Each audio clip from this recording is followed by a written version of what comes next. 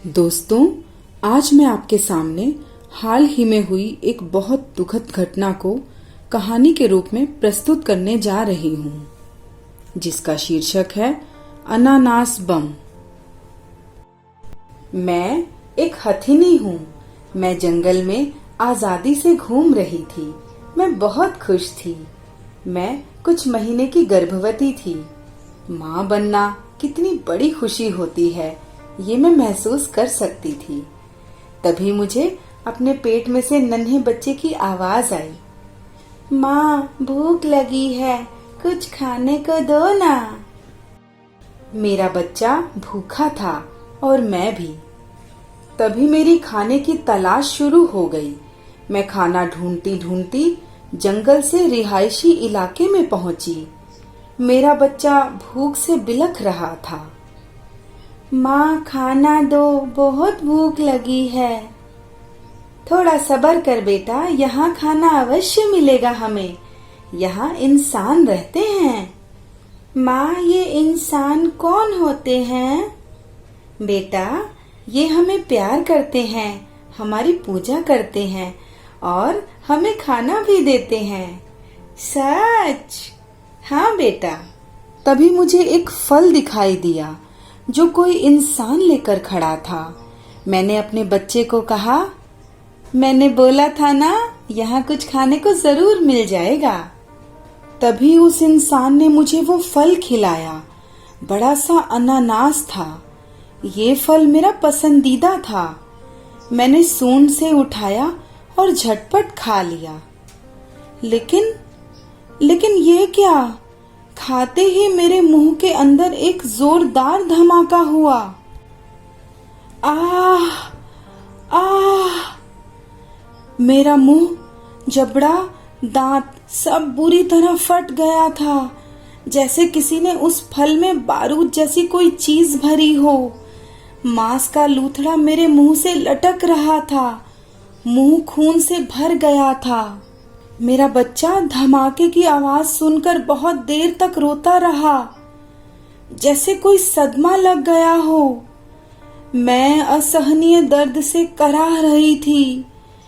इतनी जलन हो रही थी कि जैसे मुंह के अंदर कोई ज्वालामुखी फट गया हो।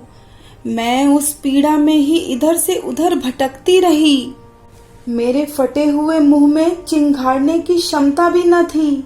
समझ नहीं आ रहा था क्या करूं, कहाँ जाऊं। भटकती ही रही पर कोई राहत नहीं मिली। असहनीय पीड़ा अपने चरम पर थी। मेरा बच्चा लगातार रो रहा था। अपने अजन्मे बच्चे की पीड़ा देखकर मेरी सहनशीलता जवाब दे रही थी। मैं भटकती भटकती एक नदी के पास पहुंची और पानी में घुस गई। अपनी सूंड और पूरा बदन उसमें डुबो दिया। कुछ आराम आ रहा था, लेकिन पीड़ा अत्यधिक तीव्रता से बढ़ भी रही थी। मैंने अपने बच्चे को आवाज दी, लेकिन शायद वो भूख और दर्द से गर्भ में ही बेहोश हो गया था।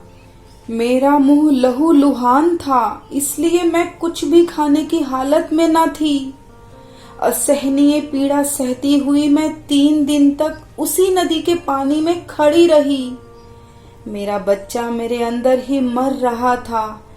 मैंने बहुत कोशिश की उस पीड़ा से निकल जाऊं और खुद के साथ अपने गर्भ में पल रहे बच्चे को बचा लूं, लेकिन लाख कोशिश करके भी उस अति तीव्र गति से बढ़ती जलन को नदी का पानी भी शांत नहीं कर पाया। मेरा पूरा शरीर अंदर से भट्टी की तरह जल रहा था। मुझ में अब और दर्द सहने की ताकत समाप्त हो गई थी। मैं अपने बच्चे को देखना चाहती थी, अपनी आंखों से उसे दुलार करना चाहती थी। वो सब करना चाहती थी जो हर एक माँ करती है, लेकिन सारे अरमान अंदर फटे हुए ज्वालामुखी के साथ ही जल गए। मुझे बचाने के लिए कुछ लोग मुझे दूर से दिखाई दे रहे थे, लेकिन वो मेरी पीड़ा को और बढ़ा रहे थे, क्योंकि अब मुझे इन इंसानों से डर लग रहा था। मैं अपने आप को इन्हें छूने भी नहीं देना चाहती थी। देखते ही देखते असहनीय पीड़ा सहते सहते वो नदी ही मेरी और मेरे अजन्मे बच्चे की जल समाधि बन गई।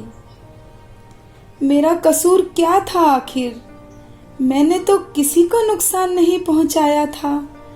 रिहायशी इलाके में पहुंचकर भी कोई जनहानि नहीं की।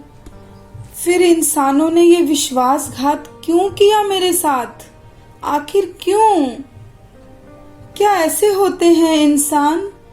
क्या इसी को इंसानियत कहते हैं? दोस्तों, केरल की इस दुखद घटना से हम सभी बहुत आहत हुए हैं, जिसने मनुष्यता को शर्मसार किया है। इस दुखद घटना के बारे में आपका क्या विचार है? कमेंट सेक्शन में मुझे जरूर बताएं। धन्यवाद।